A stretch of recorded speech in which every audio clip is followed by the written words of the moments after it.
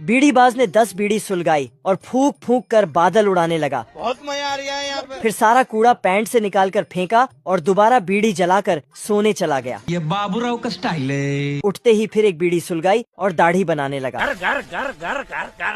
नाश्ते में भी चाय की जगह बीड़ी पी और ब्रेड की जगह बीड़ी टोस्ट बनाया।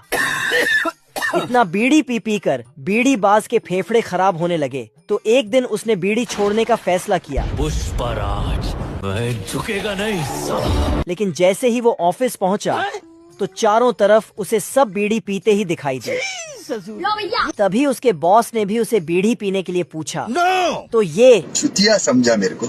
चुतिया समझा क्या? मन मारकर वहाँ से बाहर आया, लेकिन उसे हर जगह बीड़ी ही दिखाई दे रही थी। हे भगवान, तेरी लीला अपरंपार है।